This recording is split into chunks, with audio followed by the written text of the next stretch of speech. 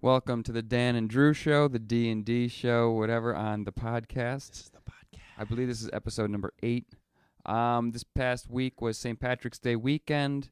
Today is actually St. Patty's Day. Yeah, happy St. Patrick's Day, everyone listening to this. Heyo. Not right on St. Patrick's Day. 2.5 years from now, when you're listening, happy St. Patrick's Day. And on Sunday night was, this would be dated, but The Jinx aired, and it's about Robert Durst, and there's a movie called All Pretty Things, I believe, or All Good Things. And so just for everyone just jumping in, we're going to just jump right into The Jinx. I asked Dan before this, what do you want to talk about? He raises The Jinx. I don't know what The Jinx is. I said we can talk about The Jinx, St. Patty's Day, eating habits, but we can. The Jinx is pretty cool. That is I didn't listen to Serial. It was a podcast called Serial. I guess the same thing. They went over a murder, and no one was satisfied with the ending, and I don't know what the ending was, and I assume nothing happened. With The Jinx, it was a 6-part thing on HBO, and a guy had basically this guy's wife went missing in like 1982 in New York, near New York City. Gone Girl? No, actually not. No, something totally different. Early Gone Girl? Maybe early Gone Girl. Except this girl was gone for good. God bless her. And Gone Girl, the girl's a little bit crazy, So Gone Girl is crazy too. Do you see Gone Girl? No. Okay. Then we can't really talk about it. I know what it is. Oh, okay. And then he goes to Texas, this Robert Durst guy, and he kills a guy. He goes to trial for it. I mean, this guy cut up this dude's body, and he got off. Oh. I mean, he got off. That is ridiculous. Where you say money can buy a good defense. Like OJ, Yeah. The dude's so guilty. That's why we can veer in and out of stuff. I remember it was a couple years ago, my friend's like, I was back home in Buffalo, and the guy's like, dude, I've been reading up on this OJ just to see what the trial was and the evidence they had against him. He goes, oh my God, this guy is so guilty, it's not even sick. Did you ever read the evidence on OJ? No, but I'll just give you a quick little. We're just having a conversation too. But for those OJ people, remember when he was trying on the glove, and if it don't fit, you must have quit? Yeah. Now, those gloves. Johnny Cox. Now, talk about this. Where you have matching gloves, and there's 2 of them. One glove was at his house, and one glove was at the murder scene. Mm-hmm. What's the odds? He had his DNA in both of the gloves. And, the odds already are, 1 in a trillion of that, it was so guilty, he left the exact same glove in 2 different locations. I think what did it for me was his running away from police. Oh. In the Bronco. And in the Bronco, when he's, there was a phone call like, hey, OJ's going to kill himself, back off. That was not admissible as evidence at the trial. So people, you weren't allowed to okay, he's running he was, fleeing because he knew he was so guilty. Yeah. That, the jury was not allowed to listen to that. That's crap. It is crap. I'm watching a show called Broadchurch, and I'm not going to do any spoilers. Well, I can't even spoil it for myself. I'm in season 2 right now, and they just had the 2nd episode, and there's this big trial going on. And basically, the husband and wife, are mad at each other, and one's getting arrested. And so basically they threw out this whole confession. But, man, you can't throw out confessions, just on little technicalities. And just like OJ. Being bullied the witness. Yeah, I know. I know in the show it was after the fact, but whatever. Man, I read crazy stories. I came home from work and read a bunch of stories today. The one I saw was 25 years ago, a 15-year-old kid was essentially conned or coaxed into murdering a teacher, his teacher's husband. Wow. Yeah. And so she seduced him. So is there sex involved? Yeah. Yeah, of course. Oh. And so she got life in prison, so she's still in prison. And she was a hot girl too, huh? She probably. I didn't see a picture of her, God actually. Bless her. Saw the dude. Okay. And it was crazy seeing him on the stand at 15 with this shaggy hair, just a kid. And him getting out of prison 25 years later, much different person. When you see even that is horrible. I mean, how your whole life can waste away in prison is one conversation. Yeah. And then you see how these frickin' these hot blonde teachers. They get away with it. They are so good looking, and they're banging these 15, 16-year-old guys in high school. But the thing is these 15, 16-year-old guys in high school are having emotional changes, and they don't know how to handle them, and they have this beautiful girl in front of them, or they conceptualize them maybe way more attractive than they actually are. Well, in all these scenarios so far, the girl is always the consenting one or the instigator. Yeah. It seems. Yeah. I mean, yeah. Yeah. I'm sure that it's the other way around as much as it's not. I got you. Yeah. We weren't there. I had a really hot teacher when I was in like 8th or 9th grade. Mm-hmm. Oh man, Miss Dickens. Yeah. She was gorgeous. There was this woman. She's probably about 40 when I was in high school, and I was thinking about how time goes by. I'm like, oh, and she was a hot middle-aged woman, and people were like, whoa, this woman's pretty freaking hot. I think she's probably 40. And I'm thinking about it right now, like, oh my gosh, this woman's about 60 years old right now. That is crazy. How if you don't see people in your high school. High school, because especially if you move away, or you don't see the teachers. Like I see my friends on Facebook, but the teachers you don't see. Yeah. So you got someone who's like you remember is this hot person, and then you come back like, oh, you've aged. So have I, but Yeah. pretty wild stuff. I can go back to Robert Durst too. Not that we need to. That he aged? Oh, he aged. It's fun. Yeah, he aged a bit. Let me see here. So he was in Texas. He cuts a body up, gets away with it. He had a woman was gonna sort of talk about his first murder in New York as his wife, and it was his friend in California. So now they have him going to California. They have she lived in L.A. He flew to San Francisco 2 days before she got murdered. He rented a car, and then he flew away 2 days after she got murdered. You know what I mean? Yeah. So the evidence is already right there, and he left a whole note. The big thing that made the news was this note. So basically, this woman gets murdered. So someone anonymously wrote, "Hey, there's a dead body in this woman's house," and he just leaves the address, writes cadaver, and spells Beverly Hills Cops on this thing, or Beverly Hills Police. He asked for Axel Foley, and it says Beverly, but he spelled it wrong. And later on, he just wrote her and they found out like a year earlier because her stepson found a letter he wrote to her, same address, Also spelled it wrong. also spelled it wrong. Yeah. It's those little That's fun, what fun made things that bring it all back together. That's what made the news. So this week, Yeah. it's funny when you never watch a documentary and the next day it's national news. So that's what made national news. That writing was what the definitive thing. He goes in the bathroom. He's always been mumbling to himself throughout the show. So he's in the bathroom. He was still mic'd up. It's like, well, I guess I got caught. Killed them all. And that's what made the headlines. Oh, so yeah, the I saw handwriting that. and that's what Yeah. made the thing. And you're just watching a documentary, and it's sort of Is that how you say documentary? documentary. How'd you say- Documentary? Yeah. I say in both ways. Documentary. Yeah, okay. I don't give a crap. Whatever. Yeah, Yeah. whatever. Documentary's getting this guy trouble. Yeah, I mean, and this guy is sort of like, remember when OJ he wrote they did a book or TV show like I didn't murder my wife, but if I did, here's how I did it. I think I He do did something remember that. And where you sort of get cocky because there's no double jeopardy. Mm. So okay, once you're Yeah. not guilty, which I mean, I don't know if you should change that Isn't he in law. prison though right now? He is, but because he stole his Heisman Trophy. he stole back. his own he stole his own sports memorabilia back that he already Yeah. sold. Yeah. And he stole it and said it was mine, but it wasn't. And Yeah. so he got a stiff fine, a stiff penalty for that. Like 5 years. But maybe even more than that. Yeah. But a lot of people did that thinking it's sort of okay. It's a little bit extra for payback for the murder. Yeah. That makes a lot of sense. Yeah, I don't know if he's supposed to get paroled anytime soon. I'm not too sure. Screw it. So that was a pretty wild scene. The finale of this documentary. The next day, it's national headline news. And you think it's just a documentary? Here's the national headline Okay. news: Is Khloe Kardashian's real dad O.J. Simpson?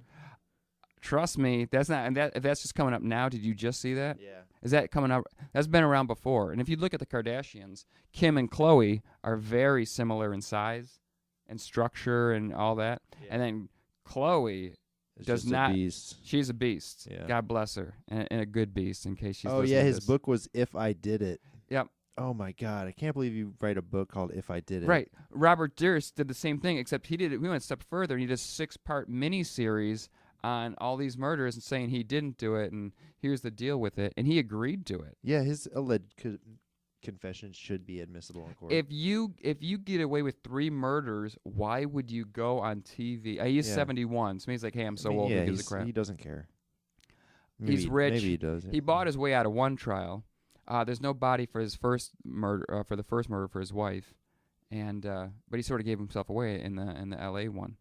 But that's the whole thing, where you can be so cocky, where money can buy you a defense. And it's so funny when they had. get this. Here we go. Yeah, here we go. Here we go. O.J. Simpson beat senseless in prison. Nice. Is this a Yeah. recent thing? O.J. Simpson received a pounding by a gang of homophobic prison inmates who were up in arms about learning about his sex romp with a jailhouse transsexual. Whoa. The National Choir has exclusively learned. What year does it say on it? This is January 8th, 2015. Holy crap. Look at OJ. Yeah. He's a Buffalo Bill. I'm a Buffalo Bills fan. Okay. He ran for 2,003 yards in 1973, 14 games. The first guy to run for 2,000 yards after he broke Jim Brown's record. So I'm happy with OJ. You know what Wow. I'm saying? Yeah. Nah. For even a murder, of course, put him in jail, and he should not have gotten away with that. Yeah.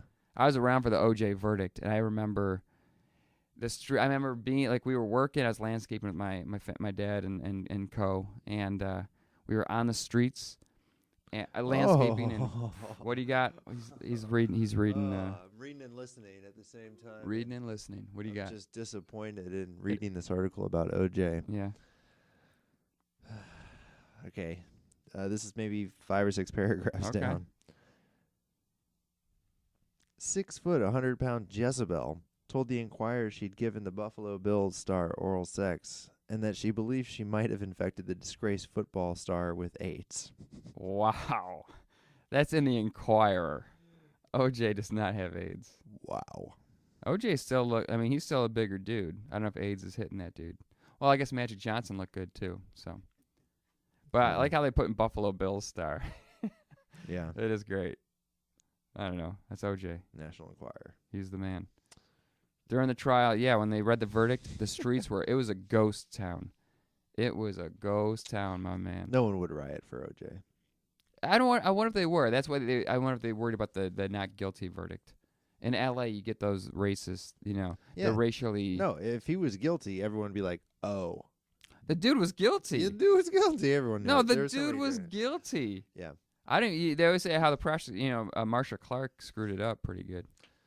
Or 20-year-old trial, very Yeah, timely for right, us. Right. 19-year-old. I was 10. Okay. Yeah. I was working, and it was a ghost town out there. What about the Congressman Schock? Yeah, he resigned today. Yeah, Very timely. 33-year-old youngest. Yes, 33 years Yeah. old. I thought when I was watching the news today, I saw that. I'm like, he's 33. Youngest congressman. He was a congressman, right? Oh yeah, he was was. a congressman. What done him in is 18th I was district up or on this. If he had saw his thing, he did his whole office, like the office Oh, of yeah. Downton Abbey. Yeah, it was ostentatious. Yeah. It was terrible. And who pays for it? I think the taxpayers did for over 40,000 or Oh, something. yeah. Like that. Oh, But yeah. when you have all these campaign money, and not that we're a political show, but when you have all this campaign money, and if you have like millions left over from a campaign, No, you where's can't it go? use it. You can't use it. I know you're not allowed to. Yeah, you're not allowed to. But whoops, what if a little something slides out Yeah. That's bullshit. to Sherman Williams? But it's better for that than for the taxpayers paying for it. Or do you give the money back, or what's it supposed to No, happen? I mean it goes into a fund and then it It's just supposed to. accrues. Okay. Yeah, and that's what's supposed to happen. That doesn't happen. Of course, it doesn't happen. No. The people that run those PACs, Yeah. they take that Exactly. for sure.